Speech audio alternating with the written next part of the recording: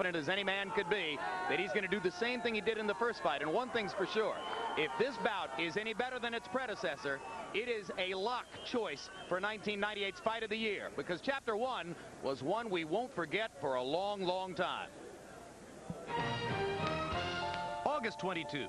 Arturo Gatti and Ivan Robinson battled in that weekend's Fight of the Year. Gatti, enhancing his reputation as the most exciting fighter of the decade, brawled 10 dramatic rounds with the stylish boxer from Philadelphia.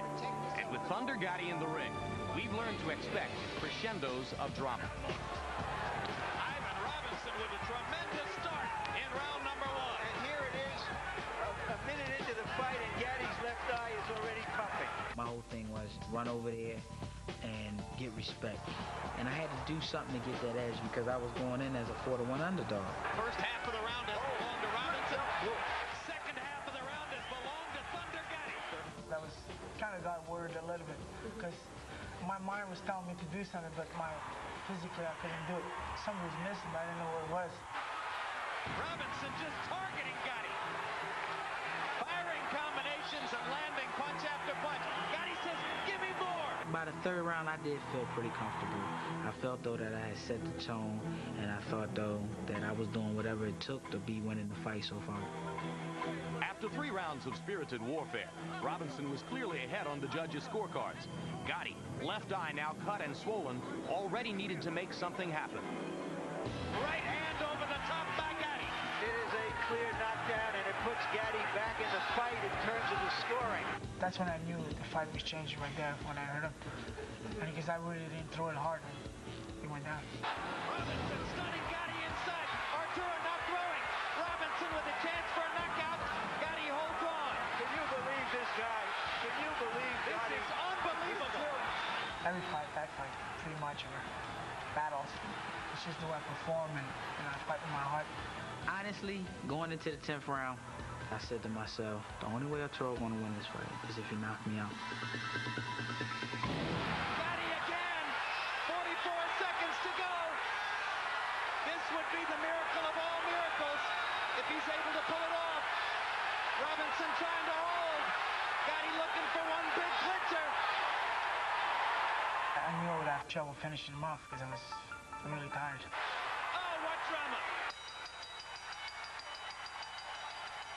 What a fight. What an unbelievable fight. Winner by split decision, mighty Ivan Robinson. The contract called for an immediate rematch, so both men headed back to the gym. Having trained together in the past, these friendly foes have conflicting ideas on why they should do it again. Ivan's fought at 50% Gatti. He's gonna fight 110% Gatti this time. Why would he, say I'm only fighting a 50% Arturo? That's just a cop-out. Really, the way I feel in my heart, I love Arturo, but this is personal now. Robinson, training straight through since September, wants to prove his victory wasn't a fluke. Working with longtime trainer and father figure Butch Cathey, his plan is to follow through with the same strategy that won them the first fight. Box, move, bang. Gatti, on the other hand, made changes in his quest for redemption, moving on to a 3rd trainer in as many fights. He's now entrusted longtime Lou Duva associate Ronnie Shields with the task of refining his kill-or-be-killed style. When I first started training him, I told him, I said, look, I'm not going to take away from anything that you have been doing because I love everything he does, but we need to work a little bit more on defense. The only thing I want him to think about, I got to move my head and I got to punch behind it and win the fight. Rarely does the sequel live up to the original, but put together an explosive warrior like Gatti and the Philadelphia throwback like Robinson, and we might find ourselves with a new Fight of the Year. This rematch is gonna fix everything up this time. I'll be at 100%. People forget about the last fight. If there was one thing I would say to him, I would tell him I love him and to take this beating like a man. Tale of the tape for Chapter 2 of Ivan Robinson and Arturo Gatti. You can see they are very similar in age, height, weighed in. Gatti right at the limit, Robinson a pound and a quarter under.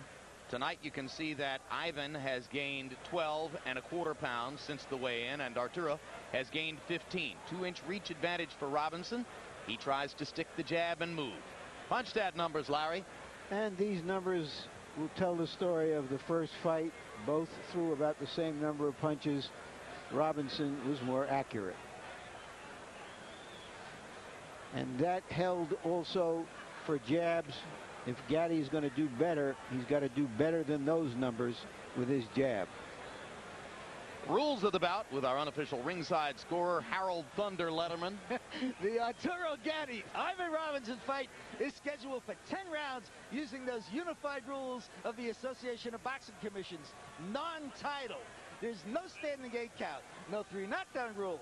Only the referee can stop the fight, and you cannot be saved by the bell at any round, including the 10th and final round. Jim. All right, Harold. Arturo Gatti comes out first. Originally a native of Montreal, French and Italian heritage, now lives in northern New Jersey. This is regarded by opposing fighters as his home court, and he gets tremendous crowd support, win or lose, here in Atlantic City. I ran into a woman an hour or so ago here at the fight. She said, "I love to gamble, but Arturo Gatti is more exciting than gambling." That's for sure. A man whose 2 consecutive losses have done little to stem his market appeal. 29 wins, 3 losses, including the 2 this year, the Manfredi and Ivan Robinson, an early loss in his career to a cutie named King Solomon. 24 KOs for Gatti. He's had 7 fights that have gone the distance, and he's won 5 of them by decision. Get your asses out your seats. And now here comes the mighty Ivan Robinson. Robinson graduated from the same high school, Simon Gratz in Philadelphia, that produced Mildred Taylor. His wife is a college grad who works in the Head Start program, has 2 young children. And this will be by far his biggest purse tonight. He's earning $400,000. He earned $57,000 in their first fight. And the record for Ivan Robinson, losses to Philip Holliday and Pito Cardona, those 2 losses back-to-back. Since then, he's unbeaten. Only 10 KOs in 26 fights. He doesn't try to beat you up. He tries to outbox you. But he was much more aggressive than some expected him to be in the first bout against Gatti. And as you watch this upcoming fight, you can log on to www.hbo.com/boxing to chat and score each round of tonight's action. www.hbo.com/boxing. Now let's go to ring announcer Mark Barrow for the pre-fight introduction.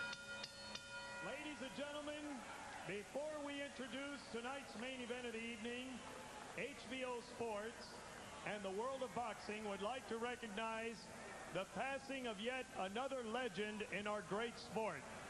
For 27 years, he graced the ring, 11 years as the light heavyweight champion of the world, and he had as many as 145 knockouts. Ladies and gentlemen, the sad passing of truly one of the greatest, if not the greatest, the old mongoose, Archie Moore. At this time, we would like to play our traditional 10-bell salute in his memory.